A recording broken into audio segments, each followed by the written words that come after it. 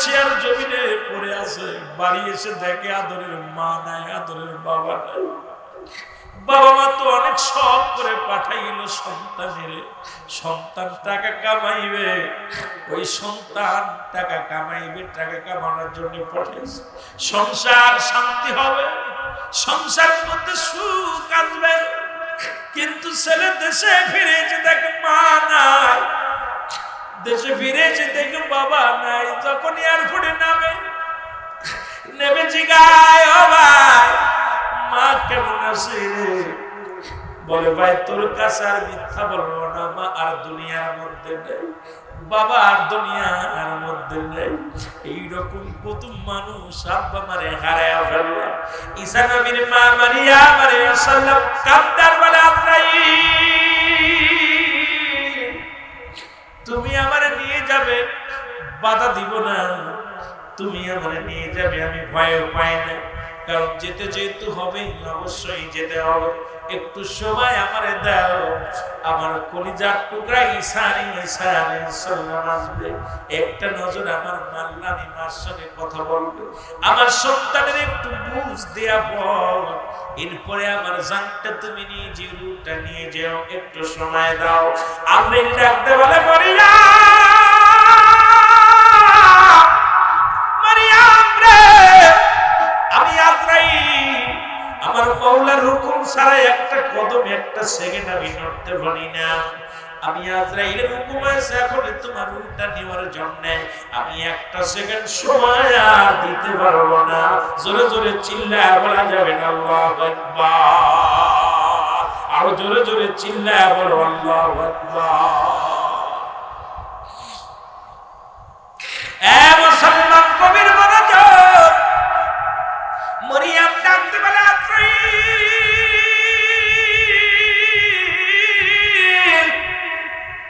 যদি আমাকে সময় না দিবে তাহলে নিয়ে যাও, আর তোমার বাধা দিব না, তুমি আমার নিয়ে যাও। আজরাইল সাল্লাম মরিয়ম আলাইহিস সালামের রূপটা বাইর করলেন, আর মরিয়ম দুনিয়ার জগতে পড়ে গেলেন। সন্তান ফলগুলো নিয়ে সন্তান এসে দেখেন মা ঘুমায় আছে দরজার মধ্যে। চিন্তা করে, আরে মা ঘুমাইলো, মাকে ডিস্টার্ব করবো না। কিছু সময় বিলম্ব হলো, চিন্তা করে জনম দুঃখিনী মা, আমি তো ঘরের মধ্যে ফিরলে আমার মা কোনোদিন ঘুমায় না, আজকে কেন ঘুমায়? মা কি চির ঘুমাইছে, একটু দেখে আসি যায়। যে ডাকতে বলে, মা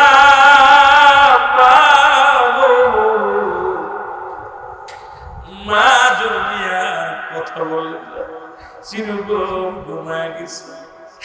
একটা চিৎকার মেরে ডাকতে পারি, তুমি আমার মারা নিয়ে গেলা, জীবনের শেষ কথাগুলো বলতে পারলাম না। কে আমার আদর করবে, কে আমার ভালোবাসবে, কে আমার কোলে নিবে, কে আমার বুঝাইবে? আল্লাহ, আমি যে মাকে ছাড়া কেমনে থাকবো? আল্লাহ আল্লাহ, আর মা আমার কাছে ফল খাইতে চেয়েছে, আমি ফল নিয়ে আসি। আল্লাহ, এই ফলের জাকা নিয়ে দাঁড়াই রইলেন শিওরে। ডাকতে বলেন, আল্লাহ তুমি এই মুহূর্তে আমার মাকে তুমি জিন্দা করে দাও, আমি মায়ের সঙ্গে দুটি কথা বলবো। মা বিহনে আমি বাঁচতে পারবো না, মা বিহনে আমি চলতে পারবো না। মা বলে একটা চিৎকার মেরে ঈসা নবী ডাকতে বলে, আল্লাহ আমার মাকে তুমি একটু উঠায় দাও, জিন্দা করে দাও। সঙ্গে সঙ্গে ঈসা আলাইহিস সালামের মাকে ঈসা নবী ডাক দিলেন। সঙ্গে সঙ্গে আল্লাহ রাব্বুল আলামিন ঈসা নবীর মায়ের রূহটা ফেরত দিলেন। জোরে জোরে চিল্লায় বলো আল্লাহু আকবার, আর জোরে জোরে চিল্লায় বলা যাবে আল্লাহু আকবার। ঈসা নবীর মা জিন্দা হইয়া ডাকতে বলে, বাসা ফল নিয়ে আইসো, দাও। ফলের জাকা দেখিয়ে অত্যন্ত খুশি হলেন জনম দুঃখিনী মা। ঈসা নবী কয়, মা গো, আর দুনিয়ার কোন ফল তোমার কপালে নাই, দুনিয়ার ফল আর খাইতে পারবে না গো মা। মা এই দুনিয়ার ফল খানা তোমার বন্ধ হয়ে গেছে মা, একটু মাত্র তোমার আমি জাগাইলাম, তোমারে জাগাইলাম আল্লাহর দরবারে বলে কথা বলে। আমি একটু জানতে চাই, তুমি একজন নবীর মা, তুমি একজন সতী সাথী নারী, একজন আল্লাহওয়ালা নারী মা গো, তোমার রূহটা আজরাইল কেমনে তোমার রূহটা বাইর করেছে এটা জানার জন্য শুধু তোমার আমি জাগাইছি গো মা। আজরাইল কেমনে নিচে তোমার রূহটা আমাকে একটু বলো। ঈসা নবীর মা দর দর করে চোখের পানি ছেড়ে ডাক দিয়ে বলে, ঈসা রে,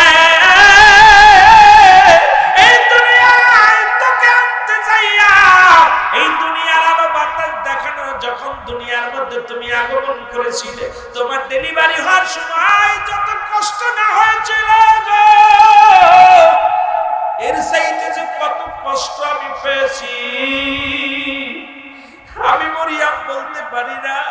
ওই মালাকুল মউত আমার সাথে মনে হয় ভালো ব্যবহার করে নাই। জোরে জোরে চিল্লায় বলা যাবে না আল্লাহু আকবার। এ মুসলমান, কায় নবীর দরুদ আমরা যে মিলাদ করি নাই রে মুসলমান, তিরমিজি শরীফের দ্বিতীয় খণ্ড 203 নম্বর পৃষ্ঠা, কত নম্বর? 203 নম্বর পৃষ্ঠা 2 নম্বর লাইন।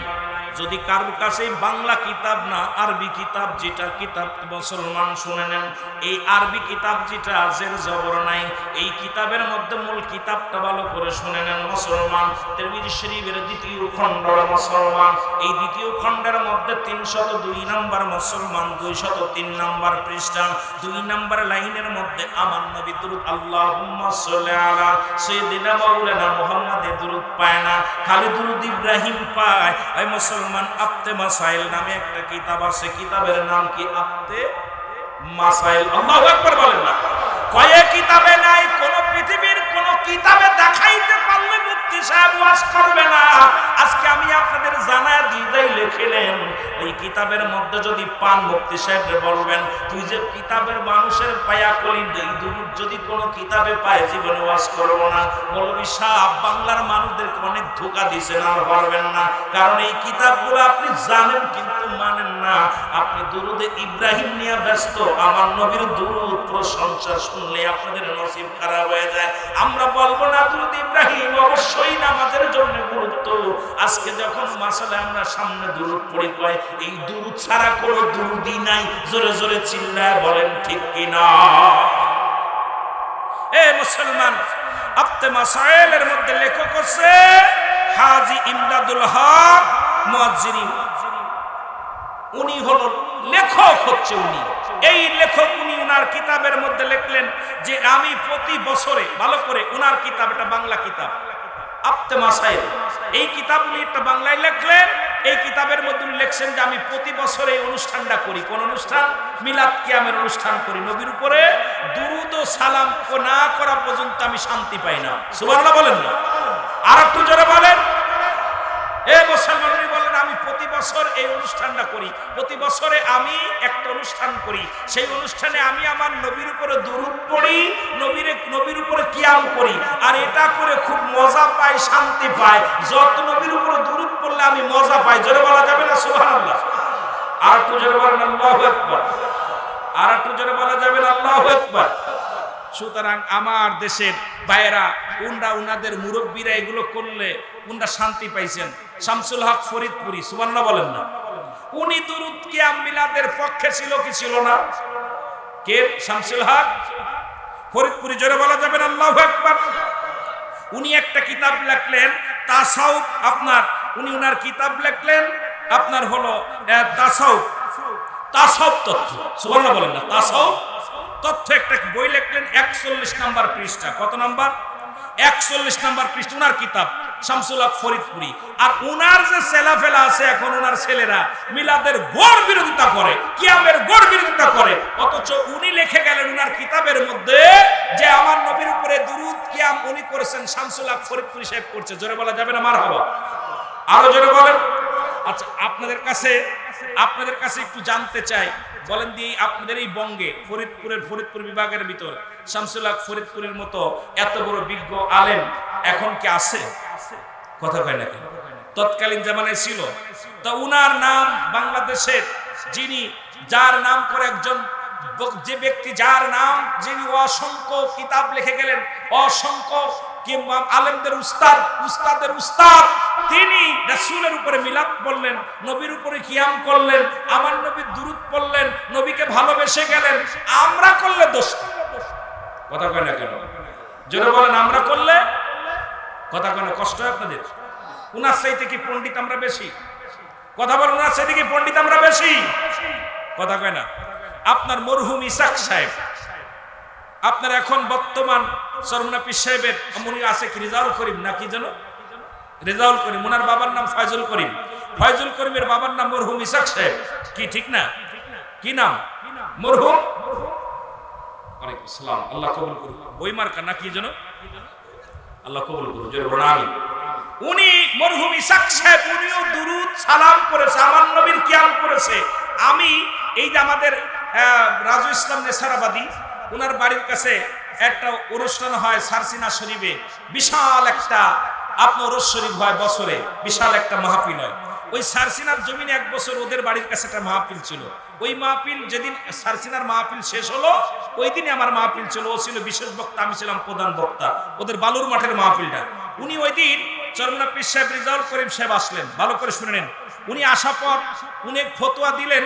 উনার ফতোয়া হলো যে আপনারা মিলাদ পড়লে আমরা বাধা দিব না, আমরা না করলে আপনারা বাধা দিবেন না। হাতাহাত করলেন। ওদিন মাত্র দাঁড়ায় 2টা কিয়াম হয়েছিল ওই সারসিনার জমিনে। আমি আশ্চর্য হয়ে গেলাম যে আজকে উনি হাতাহাত করলেন, উনি আসলেন মেহমান, উনি আমি দাঁড়ায় রয়েছি মাঠে।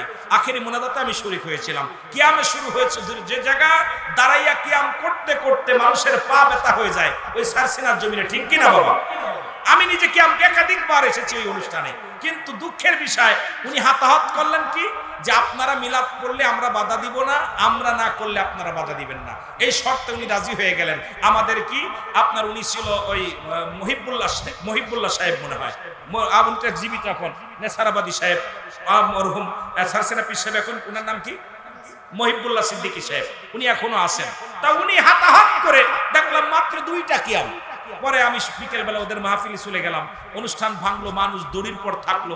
আমি আশ্চর্য হয়ে গেলাম। উনি কি কানে মন্তব্য দিল যে জমিনে দাঁড়াইয়া আগত 10টা কিয়াম হয়, যেখানে 10 মিনিট দাঁড়ায় দাঁড়ায় নবীর সালাম দেওয়া হয়, সেখানে 1টা থেকে 2টা কিয়াম করে শেষ।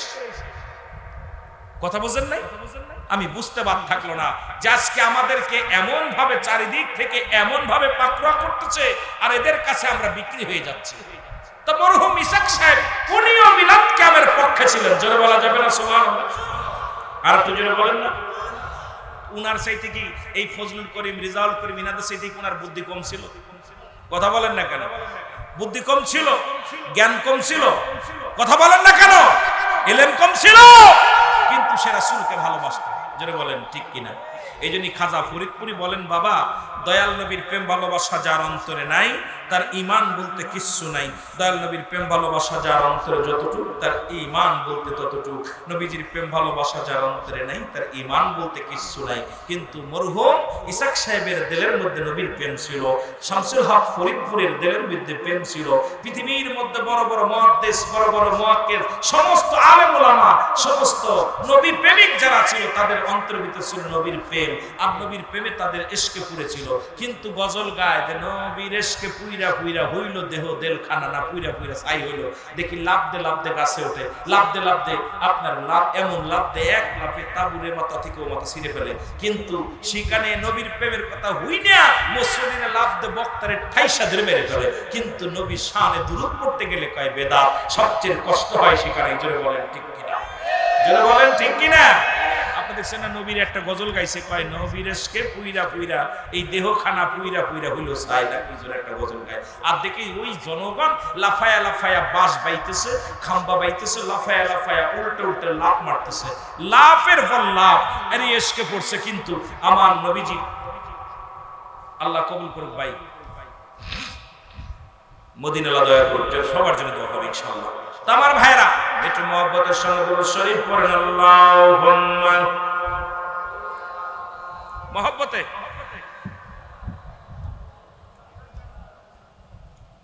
ওয়ালা আলি সাইয়্যিদিনা এখন আমাদের দেশে এক কবি বলছে, নবী মোর পরশমণি, নবী মোর সোনার খনি, নবী নাম জাফে যেজন সেই তো দুজাহান। আর এক দেশের, আমার দেশের এক শায়েখ বক্তা, সে বলছে নবী নাম নেওয়াই শিরক। ঠিক কিনা? ঠিক কিনা? একজন হিন্দু মানুষ, সেও নবীর প্রশংসা করতেছে। আমাদের নজরুল ইসলাম, কাজী নজরুল ইসলাম নবীর শানে পাগল হয়ে নবী মোর পরশমণি, নবী মোর সোনার খনি, নবী নাম জাফে যেজন সেই তো দুজাহানের ধনী। কিন্তু আমার দেশের শায়েখ, বড় শায়েখ বললো এটা নামটা নেওয়াই নাকি শিরক। নাউজুবিল্লাহ বলা যাবে না? নাউজুবিল্লাহ বলা যাবে না? লাগবে কোন দিন? ওই দিন সব কিছু শেষ হয়ে যাবে, নবী বিনে কোনো বান্ধব থাকবে না। জোরে বলেন ঠিক কিনা? একটু মহব্বতের সঙ্গে দুরূদ শরীফ পড়েন। আল্লাহুম্মা বলা খেয়ে ফেলে দেন এই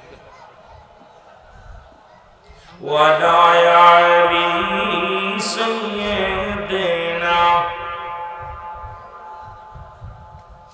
আর একটা কথা আমরা বলে আলোচনায় জানলাম, একটা কাজ করেন, নামাজ পড়ে না, রোজা রাখে না, হজ করে নাই, যাকাত দেয় নাই।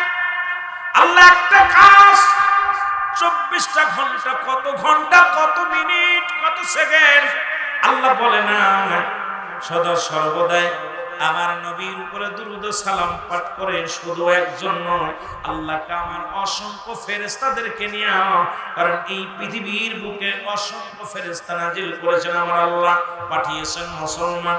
এই সমস্ত ফেরেশতারা আসমানের মধ্যে ফেরেশতা, জমিনের মধ্যে ফেরেশতা, জান্নাতের মধ্যে ফেরেশতা, অসংখ্য ফেরেশতাদের নিয়ে আমার আল্লাহ তাআলা নবীর উপরে দুরূদ পড়ে। আল্লাহ বলে ইন্নানি চিন্নাল্লাহ হামিয়াল্লাহি সাল্লাল্লাহু আলাইহি পড়েছি আলান নবী, আমার নবীর উপরে ইয়া আইয়ুহাল্লাযীনা আমানু সাল্লু আলাইহি ওয়া সাল্লিমু তাসলিমা। একটা কাজ করে নবীর উপরে দুরূদ ও সালাম পাঠ করে আমার নবীর উপরে। কত সময়, কত মিনিট, একটা ঘোষণা করে নাই, সদা সর্বদাই আমার নবীর উপরে দুরূদ পড়ে কে? আমার আল্লাহ। জোরে বলা যাবে না মারহাবা? কে করে? কে করে? আল্লাহ করে। তুমি করলে দোষ কি রে মৌলভী সাহেব? তুমি তো সৃষ্টি জগতের শ্রেষ্ঠ নয় মুসলমান। আমার আল্লাহ হলো স্রষ্টা, স্রষ্টা হয়ে আমার নবীর প্রশংসা করে। ফেরেশতারা, অসংখ্য ফেরেশতারা নবীর প্রশংসা করে। কেমনে করে মুসলমান? একটা হলো তাসলিমান, তাগিদ দিছে পড়ার জন্য, আর একটা হলো তাজিমান, সম্মানের সঙ্গে। সুতরাং আমরা দুরূদ শরীফ পড়ি, নবীর ভালোবাসি। আর তোমরা শুনলেই, নবীর নাম শুনলেই কষ্ট পাও। আসলে তোমাদের কপাল খারাপ। জোরে বলেন ঠিক কিনা? ওরে আমরা গুনাহগার গো নবী, আমরা গুনাহগারে বলো হয় আমরা গুনাহগারে নবী গো আমরা। এর সালাত সালাম জানাই, সালাত সালাম ও নবী গো আমরা গুনাহগারে বলো আমরা গুনাহগার গো নবী, আমরা গুনাহগারে বলো আমরা গুনাহগারে ও নবী গো ও নবী ও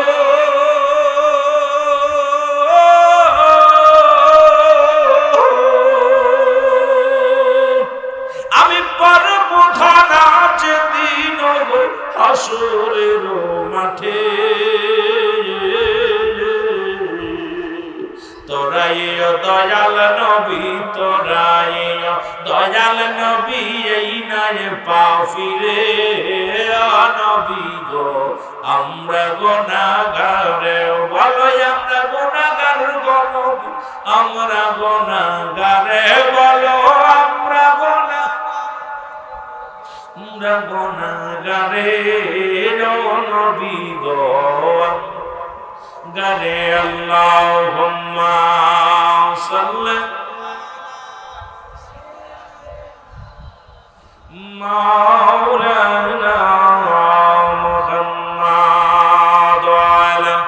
ভাই একটু সাউন্ড একটু বাড়ান, কানে কম। মাওলানা নাচিল আকাশ, নাচিল বাতাস, নাচিল কোন দৃপ্তিময়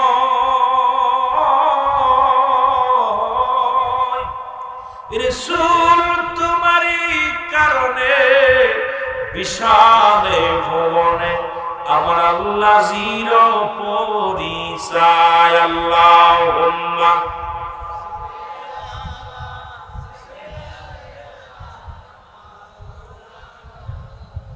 ওয়ালা আলি সাইয়্যিদিনা। এ মুসলমান, গভীর মনোযোগ। এই জান্নাতের বাগানে এসেছি, কখন যেন কে মারা যায়। এ জীবন জীবন নয়, এমন একটা জীবন আসবে যে দেশে গেলে মানুষের বিচার হয়, যে দেশে গেলে মানুষের হিসাব হয়,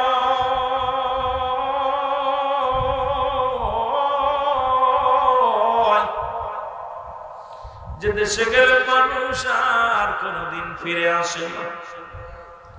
পৃথিবীর মধ্যে মানুষের তিনটা বিপদ।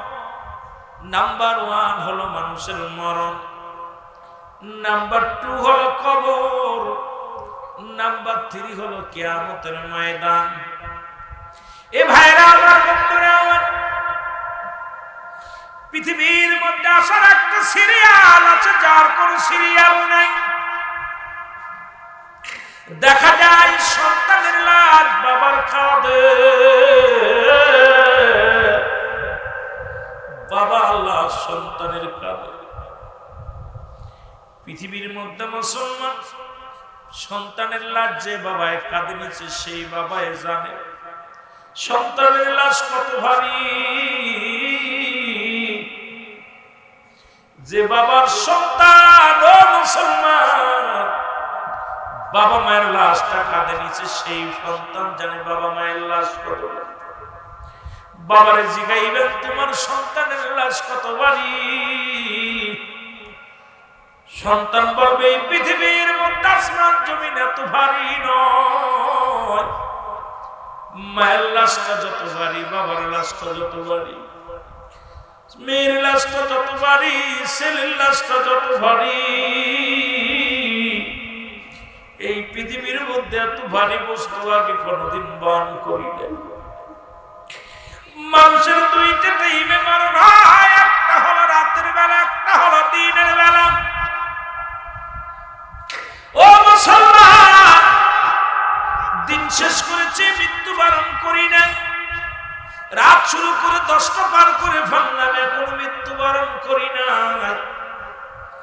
রাত শেষ করতে পারবো কেউ বলতে পারি না, গ্যারান্টি দিতে পারি না। রাত যে শেষ করে, কত মানুষ বিছনায় ঘুমায় গেছে, আর উঠতে পারে নাই। মুসলমান, এই বরগুনা থেকে নির্বাচনে পাস করিয়া ঢাকার উদ্দেশ্যে মুসলমান কোথায়?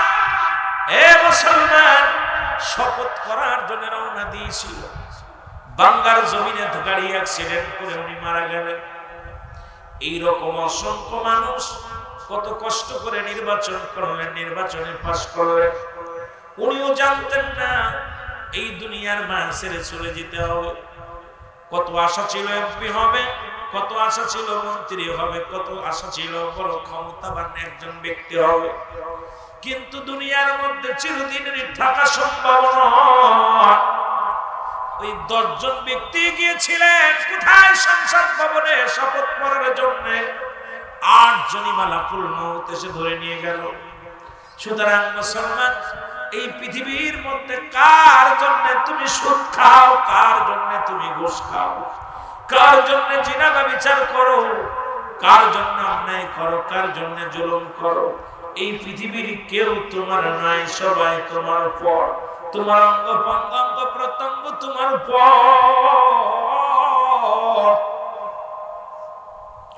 সুতরাং মুসলমান, শুনে না, বলতেছিলাম মরণের কথা, বলতেছিলাম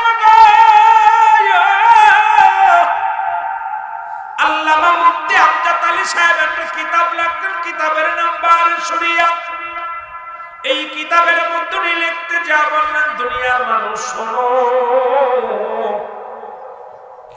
যখন কোনো মানুষ মারা যায় সুন্দরভাবে, কোন মানুষ যখন সাধারণ মৃত্যুবরণ করে, 70টা উটের গায়ের চামড়া জবাই না করিয়া উল্টো দিকে টান দিয়া সিরিয়া লবণ আর মরিচ লাগাইয়া দিলে যতটুক যন্ত্রণা হয়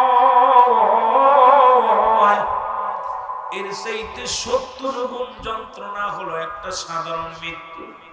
এখন অনেকেই মরণকালে পায়খানা করে দেয়, অনেকেই মরণকালে প্রস্রাব করে দেয়, অনেকেই মরণকালে চোখ দুটি বড় বড় হয়ে যায়, অনেকের মরণের সময় জিহ্বা বাইর হয়ে যায়। তাদের মৃত্যুটা কত কঠিন হয়। কত মানুষের গোসল করাইলেন, গোসল করানোর সময় দেখা গেছে মায়ের পায়খানা প্রস্রাব করে দিছে। কত মায়ের জিহ্বা ভিতরে দেওয়া যায় না, কত মায়ের চোখ দুটি বন্ধ করা যায় না, পাটা বেঁকা হয়ে যায়, হাতটা বেঁকা হয়ে যায়। আল্লাহ, ও আমার আল্লাহ, এই পৃথিবীর মধ্যে 1 নম্বর বিপদই হলো মানুষের মরণ। আল্লাহ, তুমি আমাদের মরণটা আসানে দিয়া দিও, ওই কালেমা পড়তে পড়তে যেন বিদায় নিতে পারি, মরণের পেয়ালা পান করতে পারি। আল্লাহ, সেই তৌফিক আমাদের দিয়া দিও। জোরে জোরে বলেন আমিন। আমার মরণ শিবে কখন কেউ তো জানি না, আমার মরণ।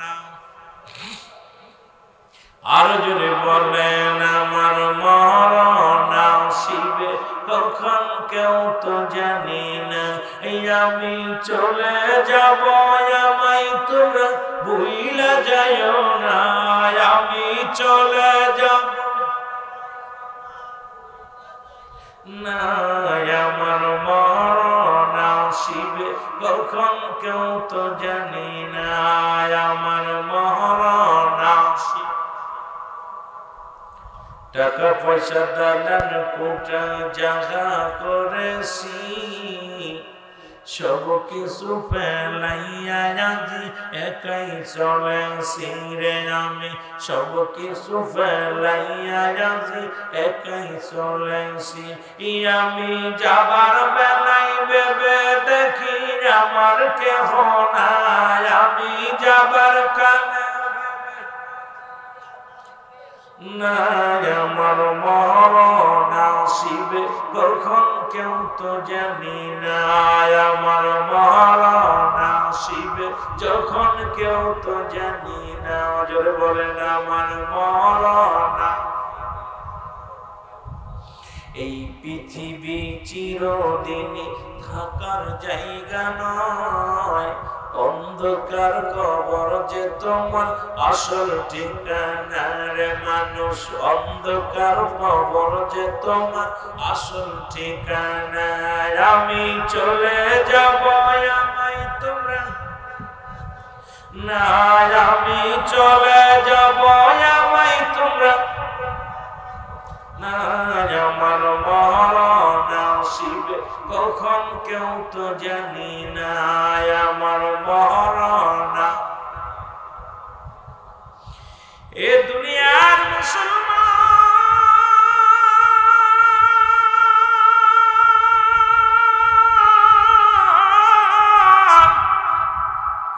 আমি বলতেছিলাম তুমি কার জন্য সুদ খাও, কার জন্য ঘুষ খাও, কার জন্য জিনা করো, কার জন্য ব্যভিচার করো, কার জন্য তুমি অন্যায় পথে পা বাড়াও। এই পৃথিবীটা আল্লাহ রাখবে না। আল্লাহ বলেন কুল্লু মান আলাইহা ফান। আল্লাহ কই বান্দা, এই পৃথিবীর মধ্যে যা কিছু আছে সব কিছু আমি আল্লাহর জন্য বিচ্ছিন্ন করে দিব। এই জমিনটা আমি রাখবো না, এই জমিনের মধ্যে যা কিছু আছে সব কিছু আমি উল্টা পাল্টা করে দিব। এরে আজকে কত মানুষের জমি ফাঁকি দাও গো, ওজনে কম বেশি করো, ব্যবসার কাজে তুমি মানুষকে কষ্ট দাও, কত না তুমি অন্যায় পথে পা বাড়াইলা রে মানুষ। আল্লাহ কয় বান্দা শোন, এই জমিনটা আমি রাখবো না, এই জমিনটা আমি পুরায় আত্মা বানায়া দিব। এই জমিনের মধ্যে কত পানি, এই যে আপনাদের এই পাশে ওপাশে সব জায়গা পানি। আল্লাহ কয় বান্দা এই পানিগুলো পুরায়া আমি ছাই বানায়া দিব। এই জমিনের যত পানি আছে রে সমস্ত পানিগুলো পুড়ে হবে ছাই। জমিনের যত মাটি আছে পুড়ে হবে তামা। যেদিন কিচ্ছু বলতে কিচ্ছু থাকবে না, সেদিন থাকবে শুধু আমার আল্লাহ, সেদিন থাকবে শুধু আমার আল্লাহ। আল্লাহ কয় বান্দারে যেদিন আমি থাকবো আমার নবী রাহমাতুল লিল আলামিনের ভালোবাসা নিয়া। জোরে জোরে চিল্লায় বলা যাবে না মারহাবা, আর একটু জোরে জোরে চিল্লায় বলা যাবে না মারহাবা। আমার দয়াল নবী বিহনে আপন বলতে কেহ নাই জগতে, আমার আপন নাই জগতে। আমার দয়াল নবী বিহনে আপন বলতে কেহ নাই জগতে, বলে না আপন বলতে ও নবী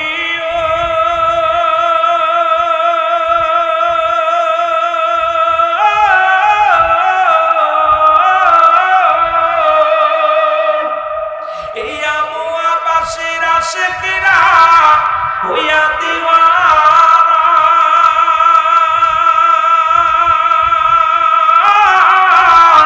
দুরূদ সালাম পাঠাই সোনার মদিনা, দুরূদ সালাম পাঠাই সোনার মদিনা।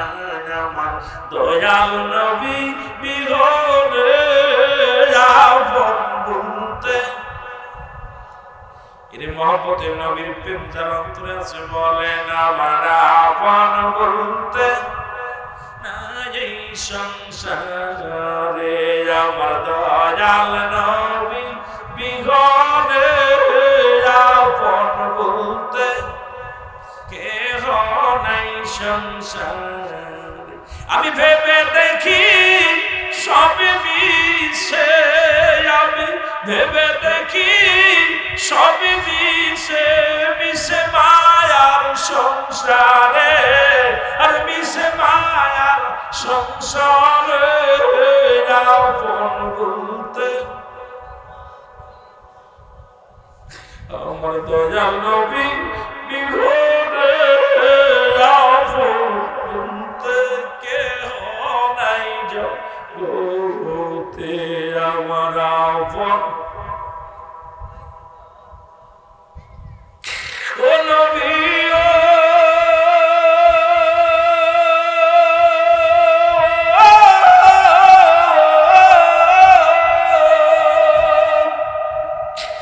বাংলাদেশে মোদের বাড়ি আপনি বহু দূরে,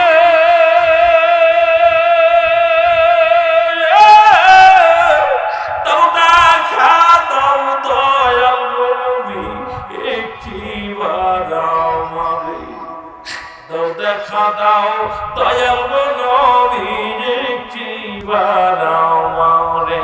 আমার দয়াল নবী বিহনে আমার মায়ার নবী বিহনে আপন বলতে কেহ নাই সংসারে। আমার আপন বলতে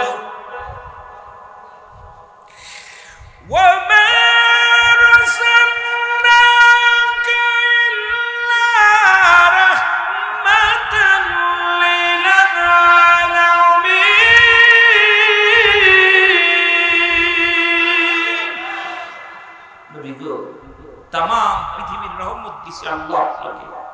আমরা আশিক প্রেমে আপনার উপরে কান্দি। কুল কায়নাতের রহমত আপনি, আপনার রহমত বিনে কোনো উপায় নাই, কোনো দরজা নাই। দয়া করে একটু রহমত ভিক্ষা দিবেন। আশিকদেরকে জোরে জোরে চিল্লায় বলেন মারহাবা। একটু মহব্বতের সঙ্গে দরুদ শরীফ পড়েন আল্লাহুম্মা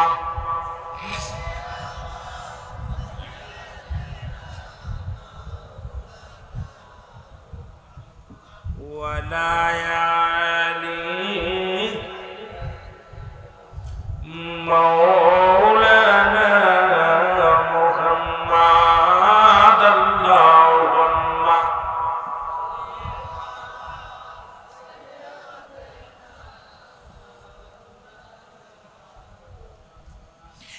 মুসলমান মৃত্যুর কথা বলতে যা কিছু কথা বলতে হয় গো। আদম আলাইহিস সালাম থেকে শুরু করে আদি পিতা আদম আলাইহিস সালাম থেকে শুরু করে আখির নবী রাহমাতুল লিল আলামিন, এই দুনিয়ার মধ্যে অসংখ্য নবী রাসূল আসলেন, অসংখ্য উম্মতেরা আসলেন, সবাই দুনিয়ার মায়া ছেড়ে চলে গেছেন। ফিরআউন নমরুদ কারণ কতই না মুসলমান ক্ষমতাবান নেতারা আসলেন, সবাই দুনিয়ার মায়া ছেড়ে চলে গেছেন। আপনার মতো সলিমুদ্দিন কলিমুদ্দিন চলে যেতে হবে, থাকা সম্ভব নয় মুসলমান বাবারা। তবে নবীর প্রশংসা, নবীর গুণগান ছাড়া কোনো পথ নাই। নবীর ভালোবাসা প্রেমের মালা যদি গলায় পড়তে পারো, এই দুনিয়া আখিরাত দুইটাই কামিয়াব করতে পারবা। জোরে জোরে বলেন ঠিক কিনা? এ আমার বন্ধুরা, আমার শুই না লাও গো, দিলের কান্ডা লাগা শুনে নাও। ওরে মুসলমান, ঈসা ইবনে মরিয়ম আলাইহিস সালাম, মরিয়ম ডাকতে বলে, বাবা ঈসা রে, আমার প্রাণে কিছু ফল খাইতে চাই, একটু ফল আইনা দাও। ঈসা নবী কয়, মা তোমার জন্য ফল আনবো, একটু দেরি করো, অপেক্ষা করো। ফল আনতে চলে গেলেন সন্তান, ফল আনতে চলে গেছে। এর মধ্যে আজরাইল আলাইহিস সালাম জমিনের মধ্যে আগমন করেছে, সালাম দেয়, আসসালামু আলাইকুম মরিয়ম। মরিয়ম কয়, আলাইকুম আসসালাম। কে রে তুমি? তোমারে তো চিনলাম না। মরিয়মকে ডাক দে বলে, আজরাইল, ও মরিয়ম, তুমি কি জানো না আমি এমন একজন ব্যক্তি, এই পৃথিবীর মধ্যে প্রত্যেকের কাছে একবার আমি আসবো, প্রত্যেকের কাছে আমি আসবো। আমি মালাকুল মউত।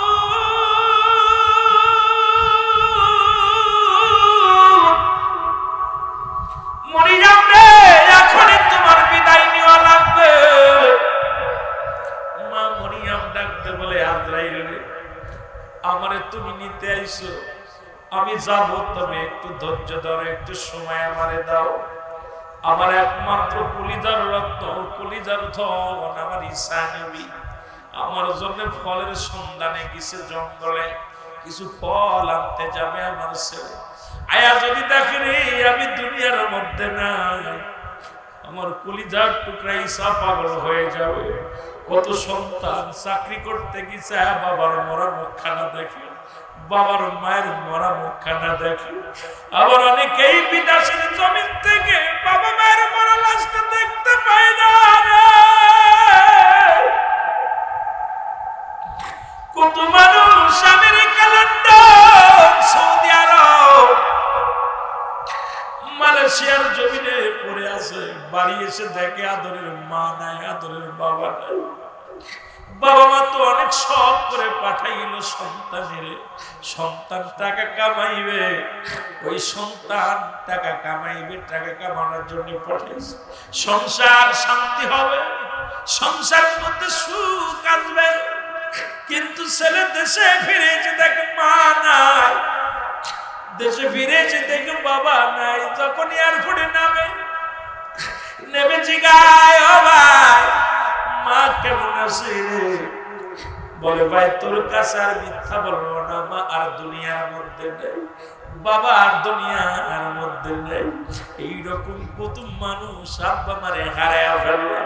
ঈসা নবীর মা মারিয়াম আলাইহিস সালাম কান্দার বলে, আজরাইল তুমি আমারে নিয়ে যাবে, বাধা দিব না, তুমি আমারে নিয়ে যাবে, আমি ভয় পাই না, কারণ যেতে যেহেতু হবে অবশ্যই যেতে হবে। একটু সময় আমারে দাও, আমার কলিজার টুকরা ঈসা আলাইহিস সালাম আসবে, একটা নজর আমার মাল্লানি মার সঙ্গে কথা বলবে, আমার সন্তানের একটু বুঝ দেয়া পর এরপরে আমার জানটা তুমি নিয়ে যে রুটা নিয়ে যাও, একটু সময় দাও। আমি ডাকতে বলে, মারিয়াম রে, আমি আজরাইল, আমার মাওলার হুকুম ছাড়া একটা কদম, একটা সেকেন্ড আমি নড়তে পারি না। আমি আজরাইলের হুকুম আছে এখন তোমার রূহটা নেওয়ার জন্য আমি একটা সেকেন্ড সময় আর দিতে পারবো না। জোরে জোরে চিল্লায় বলা যাবে না আল্লাহু আকবার, আরো জোরে জোরে চিল্লায় বলো আল্লাহু আকবার। এ মুসলমান কবির মনোযোগ, মরিয়ম ডাকতে বলে আজরাইল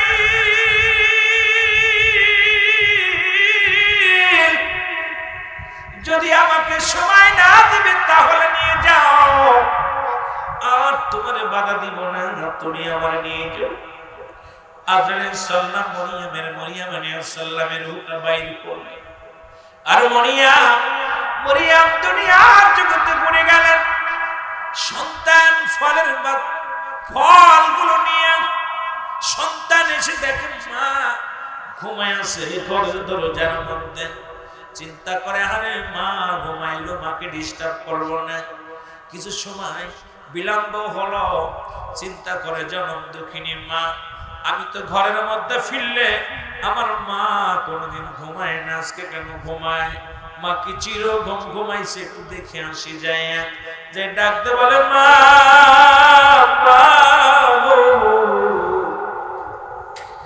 মা জন্মিয়া কথা বলে চির ঘুমায় গেছে।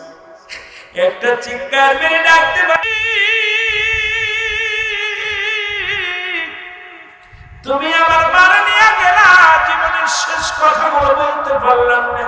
কে আমার আদর করবে, কে আমার ভালোবাসবে, কে আমার কোলে নিবে, কে আমার বুঝাইবে? আল্লাহ, আমি যে মাকে ছাড়া কেমনে থাকবো? আল্লাহ আল্লাহ, আর মা আমার কাছে ফল খাইতে চেয়েছে, আমি ফল নিয়ে আসি গো আল্লাহ। এই ফলের জাকা নিয়ে দাঁড়াই রইলেন শিওরে। ডাকতে বলেন আল্লাহ, তুমি এই মুহূর্তে আমার মাকে তুমি জিন্দা করে দাও, আমি মায়ের সঙ্গে দুটি কথা বলবো। মা বিহনে আমি বাঁচতে পারবো না, মা বিহনে আমি চলতে পারবো না। মা বলে একটা চিৎকার মেরে ঈসা নবী ডাকতে বলে আল্লাহ, আমার মাকে তুমি একটু উঠায় দাও, জিন্দা করে দাও। সঙ্গে সঙ্গে ঈসা আলাইহিস সালামের মাকে ঈসা নবী ডাক দিলেন। সঙ্গে সঙ্গে আল্লাহ রাব্বুল আলামিন ঈসা নবীর মায়ের রূহটা ফেরত দিলেন। জোরে জোরে চিল্লায় বলো আল্লাহু আকবার, আর জোরে জোরে চিল্লায় বলা যাবে আল্লাহু আকবার। ঈসা নবীর মা জিন্দা হইয়া ডাকতে বলে বাসা ফল নিয়ে আইসো দাও। ফলের জাকা দেখিয়ে অত্যন্ত খুশি হলেন জনম দুঃখিনী মা। ঈসা নবী কয় মা গো, আর দুনিয়ার কোন ফল তোমার কপালে নাই, দুনিয়ার ফল আর খাইতে পারবে না গো মা। মা এই দুনিয়ার ফল খানা তোমার বন্ধ হয়ে গেছে মা, একটু মাত্র তোমার আমি জাগাইলাম, আল্লাহর দরবারে বলে কথা বলে। আমি একটু জানতে চাই, তুমি একজন নবীর মা, তুমি একজন সতী সাথী নারী, একজন আল্লাহওয়ালা নারী। মা গো, তোমার রূহটা আজরাইল কেমনে তোমার রূহটা বাইর করেছে এটা জানার জন্য শুধু তোমার আমি জাগাইছি গো মা। আজরাইল কেমনে নিচে তোমার রূহটা আমাকে একটু বলো। ঈসা নবীর মা দর দর করে চোখের পানি ছেড়ে ডাক দিয়ে বলে, ঈসা রে, এই দুনিয়ায় তোকে আনতে চাইয়া, এই দুনিয়ার আলো বাতাস দেখানো যখন দুনিয়ার মধ্যে তুমি আগমন করেছিলে, তোমার ডেলিভারি হওয়ার সময় যত কষ্ট না হয়েছিল গো, এর চাইতে যে কত কষ্ট আমি পেয়েছি আমি মরিয়ম বলতে পারি না। ওই মালাকুল মউত আমার সনে মনে হয় ভালো ব্যবহার করে নাই। জোরে জোরে চিল্লায় বলা যাবে না আল্লাহু আকবার। আমার মরনা শিবে কখন কেউ তো জানি না, আমার আরো জোরে বলেন, আমার মরনা শিবে কখন কেউ তো জানি, এ আমি চলে যাব আমায় তোমরা ভুইলা যাইও না, আমি চলে যাব আমায় তোমরা না, আমার মরনা শিবে কখন কেউ তো জানি না, আমার মরনা শিবে ডানে বামে মাটি আমার মাটির বিছানা, ডানে বামে মাটি। একটু জোরে জোরে বলা যাবে না? বলেন, ডানে বামে মাটি আমার মাটির বিছানা, ডানে বামে। এ দুনিয়ার মুসলমান,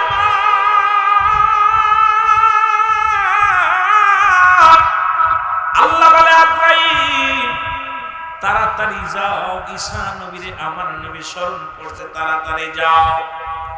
আজরাইল সাল্লাম চলে আসলেন ঈসা নবীর কাছে, সালাম দাও, আসসালামু আলাইকুম হুজুর, আপনার কদমের মধ্যে আমি হাজির। বলে আজরাইল রে, আগে বলো আমার মায়ের রূহটা তুমি কেমনে বাইর করলাম? আজরাইল বলে, নবী গো আপনি জানেন এই পৃথিবীর সকলের জান বাইর করার সময় আমি দুনিয়ার মধ্যে আগমন করি না, একমাত্র ঈমানদারের জানটা আমি বাইর করার জন্য জমিনের মধ্যে আসি। কাদের জন্য? মুমিনদের জন্য, যাদের জন্য একটা নয় দুটি নয়, একটা জান্নাত খোলা আছে। আল্লাহ বলেন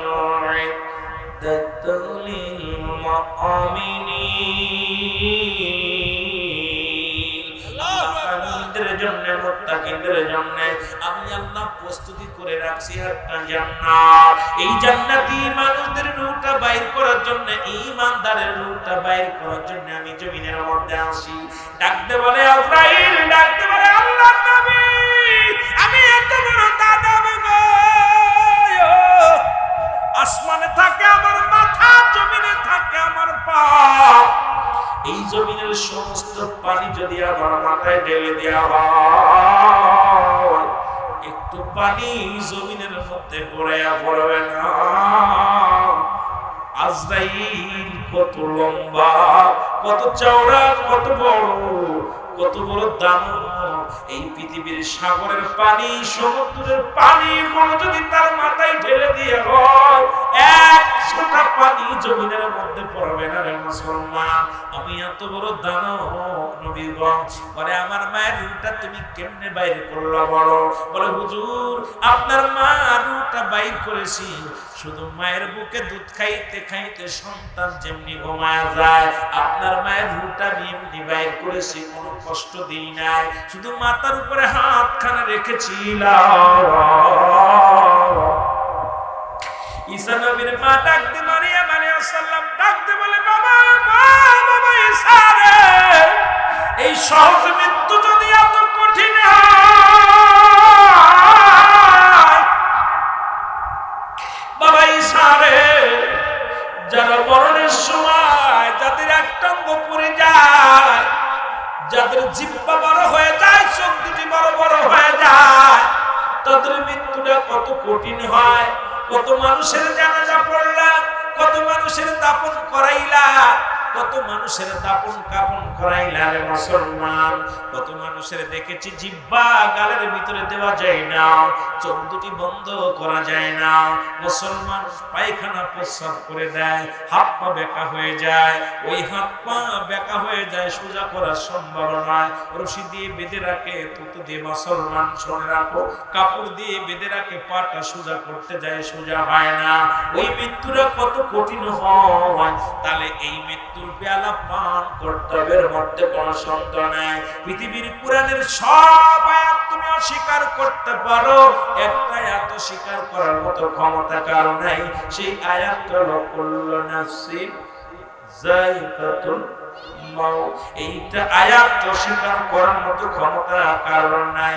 রাসূল পাইলা ইয়া মাউত, একবার যদি আল্লাহর মাহবুব বান্দা হইতে পারো, এই দুনিয়ার মধ্যে তুমিও আমার, তুমিও আমার, এই দুনিয়ার মধ্যে তোমার মরণটা হবে ধন্য।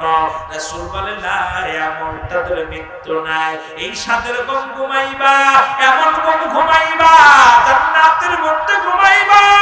এই বান্দা কান্না লাগা শোনো, এই দুনিয়ার চলচতুরি, এই দুনিয়ার রং তামাশা ছেড়ে দাও, আল্লাহর প্রেমে পড়ে যাও, রাসূলের প্রেমে পড়ে যাও, গোলামি করো আমার আল্লাহ, শান্তি পাবা দুনিয়া আখিরাত দুই জায়গায়। জয় বলেন ঠিক কিনা?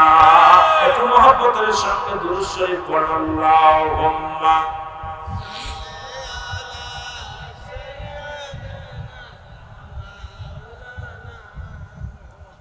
আরো জোরে বলেন কষ্ট পাচ্ছেন বাবারা দুরূদ শরীফ পড়তে কষ্ট হয় আরো জোরে বলেন আল্লাহুম্মা তুমি কেমন করে ঘুমাও মানুষ তুমি কেমন করে ঘুমাও মানুষ ফজর করে কাজা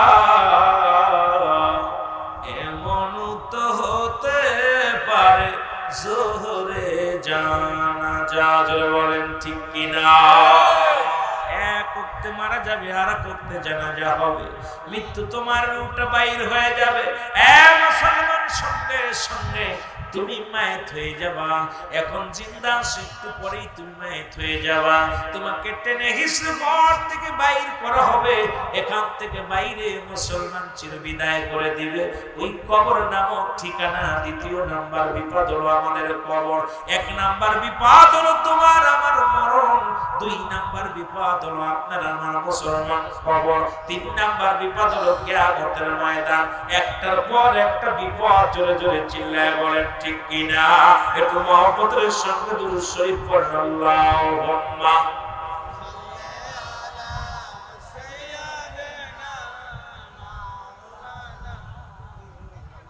ওয়া আলা আলি সাইয়্যিদিনা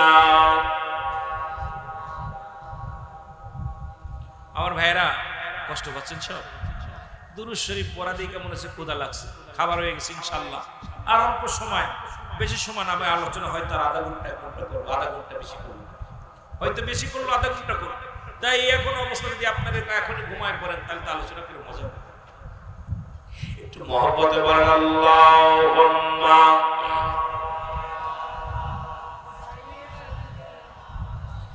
মাওলানা মুহাম্মাদ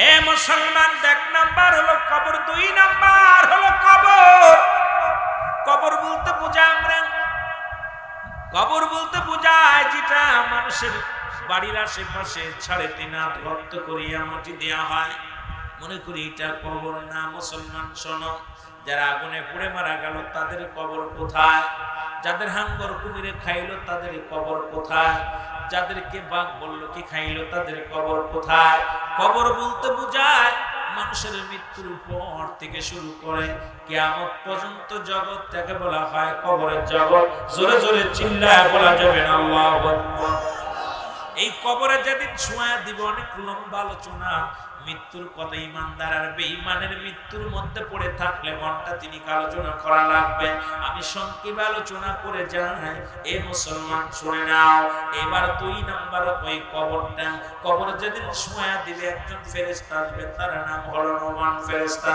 আমরা জানি কবরে শোয়া দিলে মুনকার নেকির আসে এই মুনকার নেকির আগেও একজন ফেরেশতা আপনার কবরে প্রবেশ করবে এই ফেরেশতার নাম হলো নোমান ফেরেশতা জোরে জোরে চিল্লায় বলা যাবে না আল্লাহু আকবার ফেরেশতার নাম জোরে বলেন না এরা নোমান ফেরেশতা আপনাকে ডাক দিয়ে উঠায় বলবে নিয়ে ওঠো উঠবে লাফ দিয়ে উঠানো পর বলে বান্দা তুমি দুনিয়ার জিন্দেগিতে 80 বছর 50 বছর কাটাইলা এখন তোমার আমলনামাটা যার আমলনামা তার লিখে দেওয়া লাগবে ও আমার ঘুষখোর বাজানেরা ও আমার সুদখোর বাজানেরা শুনে নাও জিনাখোর বাজানেরা শুনে নাও বেনামাজি বাজানেরা শুনে নাও মুসলমান বেপরদার মারা শুনে নাও ও মুসলমান হারামখোর বান্দারা একটু ভালো করে শুনে নাও আমার ফেরেশতা এবার উঠায় বলবে বান্দা তুমি লিখে দাও তুমি জলদি করে লিখে দাও ডাক দিয়ে বলবে আর মুসলমান শোনো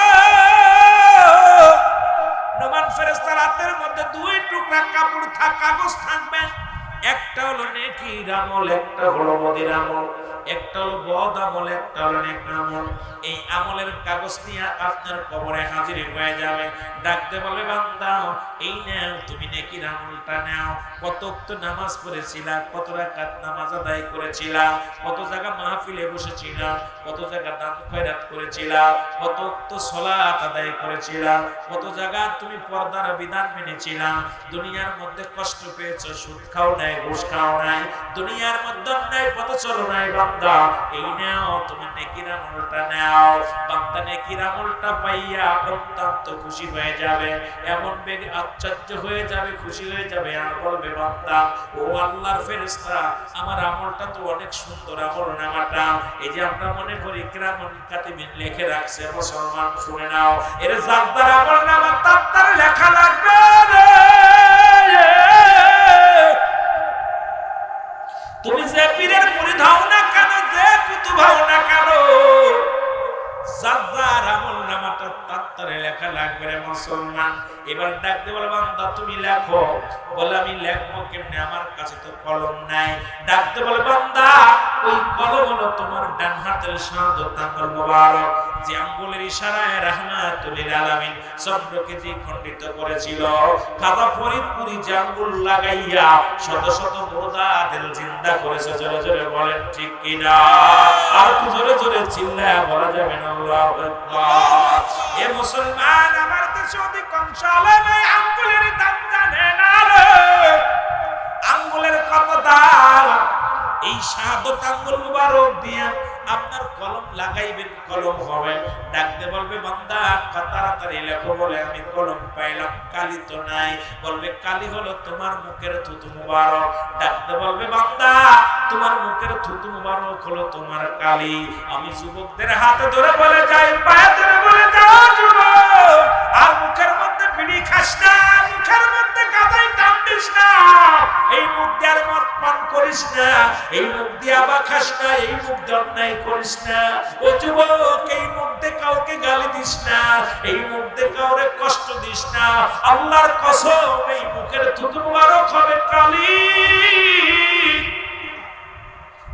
এই মুখের থুতু মুবারক হবে কালি। কালি যদি নষ্ট হয়ে যায় কলম চলবে না। সুতরাং এই কলমের কালিটা সুন্দর রাখার জন্য এই মুখ দিয়া ভালো ভালো জিকির কর, আল্লাহর গুণগান গান, নবীর দুরূদ শরীফ পড়। এই মুখ দিয়া মা বাবারে ডাক, এই মুখ দিয়া মাওলার জিকির কর, এই মুখ দিয়া সুন্দর সুন্দর কথা বল। এই মুখ দিয়া আমার আল্লাহ নাপাক পানি খাওয়ার নাই। মায়ের গর্ভে যখন ছিলা 10 মাস 10 দিন, ওই মায়ের নাভির সঙ্গে নাভিটা জোড়ায়া দিছে, একটুকু রক্ত তোমার মুখ দিয়ে খাওয়ার নাই। কারণ এই জমিনের মধ্যে আইসা তুমি আমার মাওলার জিকির করবা, তুমি আমার নবীর দুরূদ পড়বা। ও মুসলমানের মুখটারে কত পবিত্র রাখছে। এই দুনিয়ার মধ্যে আমার আল্লাহ যা কিছু বানাইলো, দুনিয়া সৃষ্টি করলো গো, এই দুনিয়ার মধ্যে আল্লাহ কয় বান্দা আমি দুনিয়া যেমনি বানাইলাম তোরে এমনি বানাই নাই, এই জমিনটা আমি যেমনি বানাইলাম এমনি তোরে বানাই নাই, পাহাড়টা যেমনি তোরে বানাইলাম এমনি তোরে আমি বানাই নাই। এই জমিনের মধ্যে শুধু ফেরেশতা আমার কাছে নিকটবর্তী যত ফেরেশতা, এই ফেরেশতাদের আমি যেমনি বানাই সেমনি তোরে বানাই নাই। জিন জাতিকে আমি যেমনি বানাইলাম এমনি তোরে বানাই নাই। আমি আমার বান্দা বান্দি, আমার মুসলমান শুনে নাও, শুনে নাও, আমি আল্লাহ আমার কুদরতি হাত মুবারক দিয়ে আমার বান্দা বান্দিরে বানাইলাম। জোরে জোরে চিল্লা বলা যাবে না আমার আওয়াজ, আর একটু জোরে জোরে চিল্লা বলেন আল্লাহু আকবার। ও মুসলমান দিলের কান্না লাগা শোনো বান্দা, এই মুখের কালি, মুখের থুতু মুবারক হবে কালি। বান্দা বলবে আমি লিখবো কেমনে, আমার কাছে তো কোনো কাগজ নাই। কবরে 3 টুকরা কাপড় দিয়া হয়, 1 টুকরা কাপড় হাত থেকে খুলে নিবে, গাল থেকে খুলে নিবে, এই কাপড়ের কাপড়টা দিয়া বল বান্দা এই নাও তোমার কাগজ। সঙ্গে সঙ্গে মিনিটের মধ্যে, সেকেন্ডের মধ্যে লেখা হয়ে যাবে। এবার ওই কাগজটা হাত থেকে টানতে ছিঁড়ে হাত থেকে খুলে নিবে, দ্বিতীয় কাপড়ের কাপড় আর একটা কাপড়ের কাপড় টানতে খুলে নিবে। ডাকতে বলে বান্দা এবারে লেখো, হাতের মধ্যে এখানে কাগজ দিবে কত ওয়াক্ত নামাজ কাজা দিয়াছিলা, কোন জায়গা কোন মহিলা নিয়ে গল্প করেছিলা, কোথায় কোন মহিলার সঙ্গে জিনা করেছিলা। কত ভাই আমার, কত বোনেরা শুই না নাও, আমার মারা শুই না নাও, আমার বাবারা সমুদ্রে মাছ ধরতে যায়, তোমরা পরক্রিয়া করো, জমিনের মধ্যে পুরুষের সঙ্গে আসক্ত হয়ে যাও। আবার অনেক যুবক নিজের বিবি থাকতো না, মহিলার প্রতি আসক্ত হয়ে যাও। তোমরা কি জানো না? জানো না এই শাস্তির বিধান, দিনের শাস্তির বিধান শোনো। নবী বলছে ইসলামের বিধান, কোরআনের বিধান। যদি কোন যুবক কোন যুবতী যদি জিনা করে, মুসলমান শুনে নাও, তাদের কান্ডা লাগা শুনে নাও। কোন যুবক যুবতী যদি অবিবাহিত যুবক অবিবাহিত যুবতী যদি জিনা করে, এর বিধান হলো 100 ডোরা তার গায়ের মধ্যে মারতে হবে। 100 ডোরা, কয়েকটা ডোরা যখন গায়ের মধ্যে বেতের আঘাত করবে, সঙ্গে সঙ্গে সে যেন মারা যায়। যদি মারা যায় তাকে কাফন পরাইতে হবে, তাকে গোসল করাইতে হবে, তাকে জানাজা পড়াইতে হবে। মুসলমান শোনো, তাকে দাফন করার পর বাকি বেতের আঘাতগুলো তার কবর উপরে মারতে হবে। একটা বিচার যদি মুসলমান আমার জমিনে, কাটালিয়ার জমিনে যদি মুসলমান শুনে নাও, এই নেসারাবাদের জমিনে মুসলমান শুনে নাও, একটা বিচার যদি করা হতো, আল্লাহর কসম, আল্লাহর কসম, এই বাংলার জমিন থেকে মুসলমান শুনে নাও, এই জমিন থেকে জিনা বিচার চিরতরে পালায় যেত। জোরে জোরে বলেন ঠিক কিনা? আর একটু জোরে জোরে চিল্লায় বলো আল্লাহু আকবার। এ বাবা, পিতা, মাথা, যে ছেলে জিনা করেছে ত্যায্য করে দাও, কারণ ওই ছেলের জন্য আবার আদালতে যায় মামলা দাও। ওই ছেলেকে সারানোর জন্য ঘুষ দাও, সুদ দাও, তারা ঘুষ খাও, ভালো উকিল ধরো। ওই মুসলমান শোনো, যে সন্তান জিনা করেছে সঙ্গে সঙ্গে আদালতে লিখিত দিয়ে দাও। ওই সন্তানের ফাঁসি চাই আমি, ওই সন্তানের ফাঁসি চাই, ওই মেয়ের ফাঁসি চাই। অথচ আমার দেশের বরগুনার জমিনে ওই তিন্নির মতো বিয়াদব বিয়াদব বাবা মোজাম্মেল হকের মতো বন্ড, যে মেয়ে অন্য পুরুষের আসক্ত হইয়া নিজের স্বামীকে মেরে ফেলে, আবার সেই মেয়ের জন্য আদালতে মামলায় লড়ে। এই মুসলমান ইয়াউমুল কিয়ামতের ময়দানে অধিক পিতামাতা সন্তানের কারণে জাহান্নামে যাবে।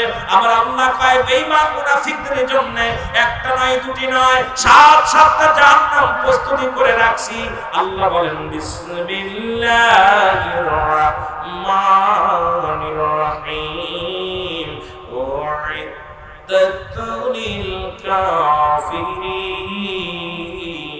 কাফের বেঈমান মুনাফিকদের জন্য প্রস্তুতি আছে, একটা নয়, দুটি নয়, 7টা জাহান্নাম। জোরে বলো আল্লাহু আকবার।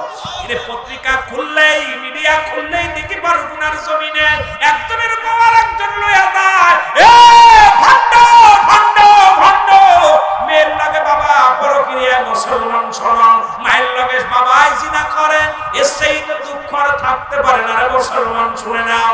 আজকে কিছু কথা না বললে নয়, কোন বিবাহিত নারী, বিবাহিত পুরুষ যদি জিনা করে, জিনার বিধান হলো, যদি কোন পুরুষ বা কোন নারী বিবাহিত বিবি থাকতে, বউ থাকতে, স্বামী থাকতে, যদি কোন পুরুষ বা কোন মহিলা জিনা করে, এর বিধান হলো পৃথিবীর মধ্যে কোন বিচার, তাদের বিচার নাভি পর্যন্ত মাটির ভিতরে পুঁততে হবে, পুঁতিয়া কঙ্কাল নিক্ষেপ করতে হবে, পাথর ছুঁড়ে মারতে হবে। যতক্ষণ পর্যন্ত মৃত্যুবরণ করবে না, ততক্ষণ পর্যন্ত মারা বন্ধ হবে না। যতক্ষণ পর্যন্ত মৃত্যুবরণ করবে না, ততক্ষণ পর্যন্ত তাকে মারা বন্ধ করা যাবে না। নিশ্চিত হয়ে যাবে উনি মারা গেছে, এরপর তারে খুশি উঠাইতে হবে।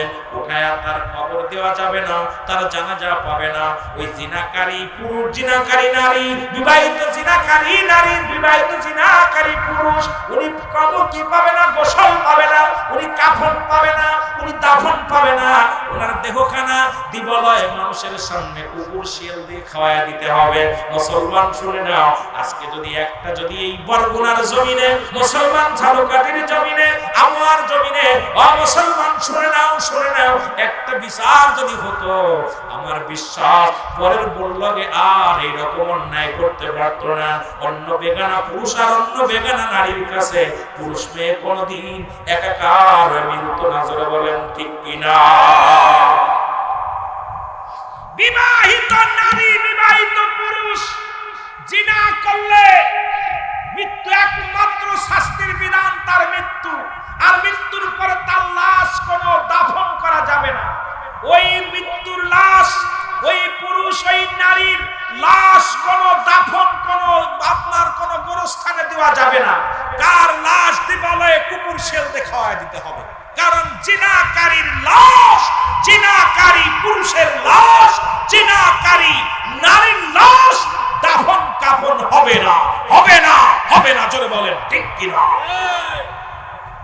একটা যদি বিচার হতো তাহলে আমার দেশে জিনা করে আর জমি জমা বেইসা আদালতে দেয়, পুলিশ বাহিনীকে দেয়, দিয়া মামলায় লয়।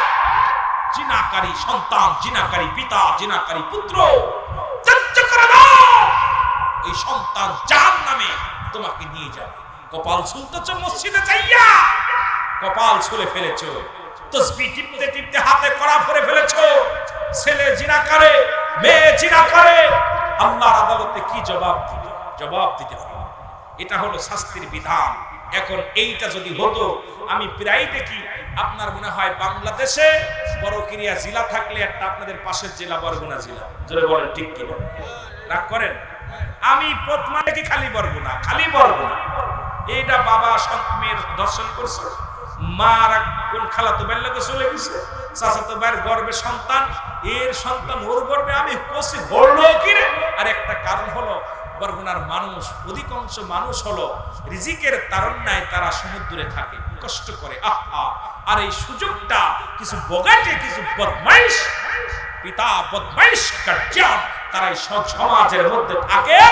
এই সমাজের কীট, আমি অনুরোধ করব এদেরকে দিবালয়ে গুলি করে মেরে ফেলেন, এদেরকে কুকুর শেল দিয়ে খাওয়ায় দেন। কারণ একটা বিচার যদি মহল্লার মধ্যে হয়, আমার বিশ্বাস চিরতরে জিনা ব্যভিচার বন্ধ হয়ে যাবে। জোরে বলেন ঠিক কিনা?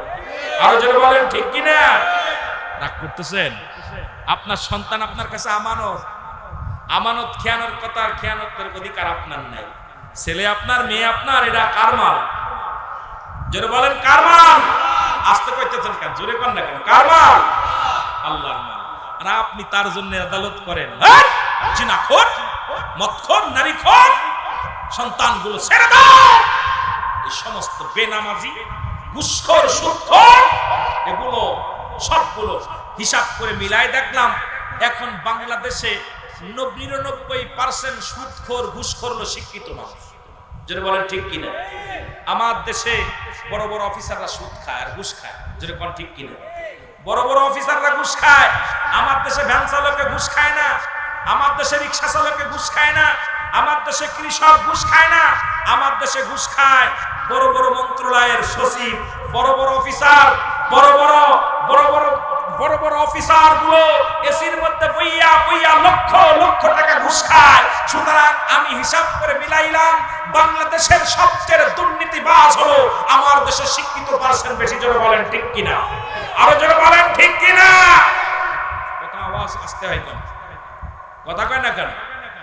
এই শিক্ষিত গুলো সরকার এত টাকা বকশিশ দেওয়া পরও আমার দেশের কিছু অসাধু পুলিশও আছে, কথা বোঝেননি? ওদের ওই বিড়ির টাকা 50 টাকা না নিলেও চলে না। আবার অনেক প্রশাসনের ভাইরা আছে তাহাজ্জুদের নামাজও পড়ে। যেটা বলেন ঠিক কিনা? কথা বলেন না কেন? এরকম আছে। এর মাঝে একবার আপনাদের এলাকায় আসলাম, আমার গাড়ি আমি জানি না যে ফিটনেস নাই, ধরছে পুলিশ ভাই দেখা আমার বললো ভাইজান ভুল হয়ে গেছে, যাক সে হিন্দু মানুষ হলো, আর বললো ভাই এটা ঠিক করে নিন। আর একজন ধরছে, ধরা পড়ে টাকা 5000 নাই মামলা। কথা বুঝেন? মানুষটা একই, কথা বুঝেন? টাকা দিলে যে দেশে মাপ পাওয়া যায়, সে দেশে দুর্নীতি দূর হয় না। আমার বাবারা, এই চোরগুলোকে চিহ্নিত করতে হবে। বাংলাদেশের বড় বড় চোরগুলোকে অফিস থেকে জুতার মালা দিয়া ওই অফিস থেকে বার করতে পারলে আমার সোনার দেশ সোনার মতোই চলবে। জোরে বলেন ঠিক কিনা? আরো জোরে বলেন ঠিক কিনা? যেখানে যাবেন সেখানেই দুর্নীতি, যেখানে যাবেন দুর্নীতি। আর দুর্নীতি ভ্যান চালকে করে না, রিক্সা চালক করে না, কৃষক ভাইরা করে না। এই দুর্নীতিগুলো করতেছে বিদেশ থেকে ডিগ্রি নিয়ে আসে, বড় বড় ডিগ্রি আইনা এসির মধ্যে বইয়া এই সুদখোর, ঘুষখোর, জিনাখোরেরা আজকে লুটতাস করে খায়, লুটপাট করে খায়, আমার দেশের জনগণকে কষ্ট দেয়। জোরে বলেন ঠিক কিনা? আরো জোরে বলেন ঠিক কিনা? যে দেশে যে দেশে পিয়নের হয় 5টা বাড়ি, বাংলাদেশে একজন সচিবালয়ের পিয়নের তার বোর গাড়ি আলাদা, বেতন হলো মাত্র 17,000 টাকা বেতন পায়। বোর BMW গাড়ি, নিশান গাড়ি, নিজের গাড়ি, বোর গাড়ি আলাদা, ছেলের গাড়ি আলাদা, মেয়ের গাড়ি আলাদা, 5 তলা বাড়ি, চাকরি করে পিয়নে। আমার দেশে একজন পিয়ন হলে সরকারি চাকরির জন্য আমার দেশের যুবকগুলো এমন ভাবে পাগল হয়েছে, কেন হবে না? জানে যে চাকরি করতে পারলেই রাতারাতি বড় লোক। জোরে বলেন ঠিক কিনা? কথা বলেন না কেন? রাতারাতি বড় লোক। আমরা এই জন্য আমার দেশের ছেলেরা এখন পাগল হয়ে গেছে। না ভাই, এই দুনিয়ার জিন্দেগি কদিনের জন্য? এই দেহ পড়ে থাকবে চিরদিন, আবাদান আবাদান, চিরস্থায়ী পড়ে থাকবে। এই মাটির ঘরে যেতে হবে। আল্লাহর রাস্তায় কোন সুদখোরের সঙ্গে কোনো আত্মীয়তা করবেন না, কোন ঘুষখোরের সঙ্গে আত্মীয়তা করবেন না। কারণ সুদখোর, ঘুষখোর পৃথিবীর মধ্যে একটা কীট। আর এই সুদখোরের নাম 2-4টা নাম লিখে যদি কারোর গলায় দেওয়া হয়, ওই গরুর গলায় দিলে নাকি গরুর পোকা বন্ধ করে যায়। সুদখোর এত বড় নিকৃষ্ট, কথা বলছেন না? এই সুদখোর আর ঘুষখোর গুলো সমাজকে নষ্ট করে দিচ্ছে। যারা বলেন ঠিক কিনা? আমার কোন দেশের, আমার কথা, সুদ আর সুদখোর, ঘুষখোর, জিনাখোর কোন দলের লোক না, কোন দলের লোক না, সামলিক বিএনপির লোক না। সে যে দলের কোন দলের পরিচয় দিয়ে সুদখোর, ঘুষখোর, তারা কোন দলের নয়। তারা এই দেশের কীট, এই দেশ থেকে তাদেরকে বিতাড়িত করা লাগবে। যারা বলেন ঠিক কিনা? আমি মাননীয় মন্ত্রীকে অনুরোধ করব, মাননীয় মন্ত্রণালয় অনুরোধ করব, আপনি একটু খোঁজ নেন। আপনাকে অনুরোধ করব, মুসলিম রাষ্ট্র একটু খোঁজ নেন। প্রতিটা মন্ত্রণালয়ের মধ্যে দুর্নীতি, প্রতিটা মন্ত্রণালয়ের সচিবগুলো কোটি কোটি টাকা মেরে খাচ্ছে। প্রতিটা চাকরি আপনি এত টাকা বেতন দেওয়া পরও তারা ঘুষ খায়। আপনি দেখে দেখে আল্লাহর রাস্তায় একটু খবর লন, এদেরকে জুতা মারেন। ওই বাংলাদেশের গরিবের 10 টাকা দামের চাউল এটা থাকে চেয়ারম্যানের খাটের নিচে। জোরে বলেন ঠিক কিনা? আমার দেশে তেলের খনি পায় অন্য দেশে, আর আমাদের দেশে তেলের খনি পায় চেয়ারম্যানের খাটের নিচে। জোরে বলেন ঠিক কিনা? এই দেখলাম, আশ্চর্য হয়ে গেছি। করোনার সময় আবার তারা দেখা যায় প্রটোকল নিয়ে চলে। আশ্চর্য, ভোটের সময় হইলে আসে দেখে যান চালকের হাত ধরে, আপনার রিক্সা চালকের হাত ধরে, আপনার দিন মজুরির হাত ধরে। আর যে এমপি মিনিস্টার হয়ে যায় পুলিশ প্রশাসনকে চলা লাগে। তার মানে সে একটা দুর্নীতিবাজ। এই জন্য তার দেহরক্ষী লাগে। কারণ একজন ইমানদারের দেহরক্ষী লাগে না, ও সুদখোর ও ঘুষখোর, এই জন্য তার দেহরক্ষী লাগে। জোরে বলেন ঠিক কিনা? জোরে বলেন ঠিক কিনা? কষ্ট পাচ্ছেন? এই যে দেখেন, যারা প্রার্থীরা আসলো, ওরা যেই নির্বাচনে পাশ করবে এমনি আর আইব, তখন আইব গাড়ির মধ্যে, সে গাড়ির মধ্যে আইয়া মোটামুটি ওর পিএসের লগে কথা বলা যাবে। যেটা বলেন ঠিক কিনা? রাগ করেন? কথা বলেন, রাগ করেন? কিন্তু এখন সবার লোক হাত তুলে কই, কমক ভাইয়ের চরিত্র ফুলের মতো পবিত্র। যেটা কোন ঠিক কিনা? এরা দুর্নীতি।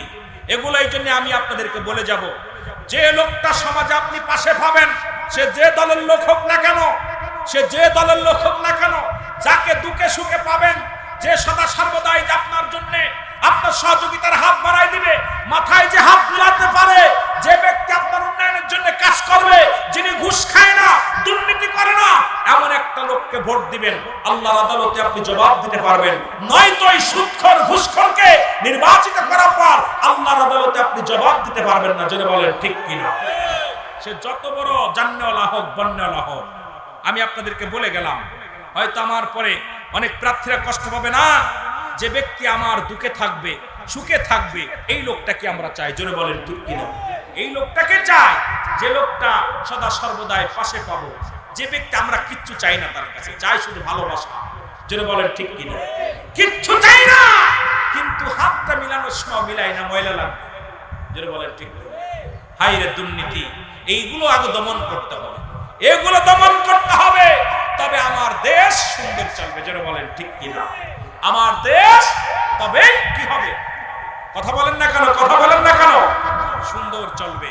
এই জন্য শিক্ষিত সমাজ, আমার দেশে শিক্ষিত সমাজগুলো দুর্নীতির 1 নাম্বার দাঁড়ায়। ওই বঙ্গবন্ধু নাকি কত লক্ষ কম্বল দিয়েছিল? 7.5 কোটি। কত কোটি? 7 কোটি মানুষ তখন 7.5 কোটি কম্বল দিয়েছে। তুমি আফসোস করে বলেছিল, আমার কম্বলটা কই? সবাই পাইছে এর খনি, ওর খনি, আমি পাইছি চোরের খনি। আর এই চোরের খনিরা একটু, আমি বঙ্গবন্ধু যে কথাটা বলে লেগেছে সেই সুরে সুর মিলাইতেছি। এই দুর্নীতি শিক্ষিত দুর্নীতিবাজদেরকে দমন করেন, এই কলমের খুসা দিয়া দেশটাকে শেষ করতেছে। দেশের বড় বড় দুর্নীতিবাজ চাউলের টাকা গরিবের হক মারতেছে। দেখা যায় উপরতলাতে নামতে নামতে নিচতলা আস্তে আস্তে আর কিছু থাকে না। একটা গল্প মনে পড়ে গেল। বাংলাদেশের এক কৃষক বঙ্গবন্ধুকে খুব ভালোবাসত। উনি অত্যন্ত ভালোবাসত। ভালোবাসার জন্য উনি বাড়িতে সবজি মাছ এসব লাগাইছে। লাগানোর পরে ঝাঁকাই করে বঙ্গবন্ধুর জন্য নিয়ে গেছেন যে আমার নেতা খাবে। তা নিয়ে যে পিয়নকে বলছে এটা আমি আমার দেখা করবো আর ওনারা দিব।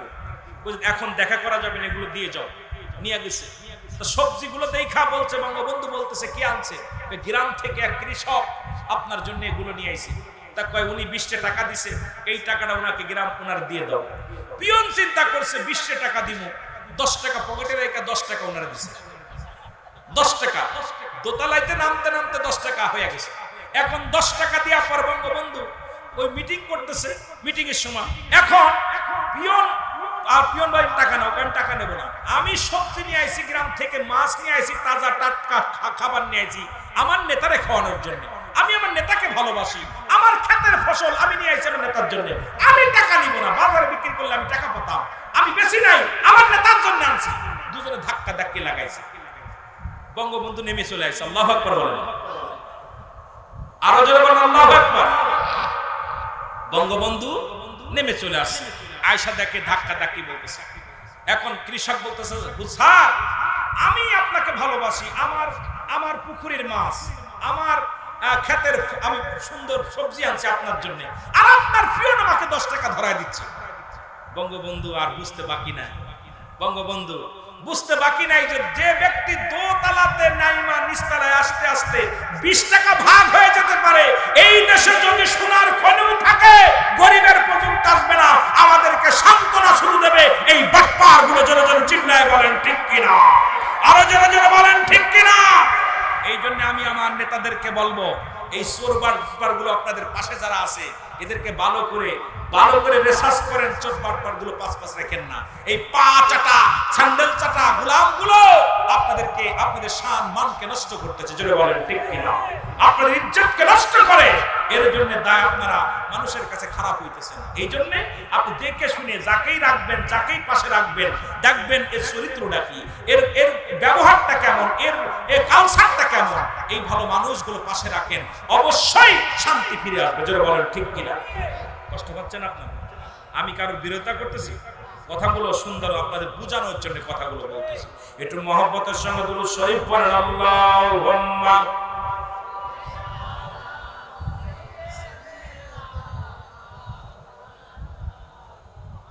ওয়ালা আলি সাইয়্যিদিনা।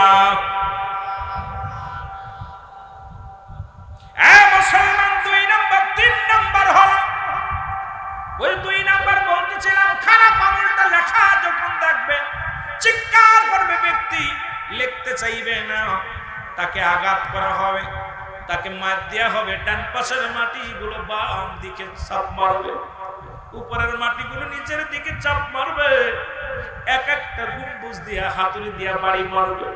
ও বান্দা মন গজ গজ মাটির নিচে, শত শত গজ মাটির নিচে চলে যাবে।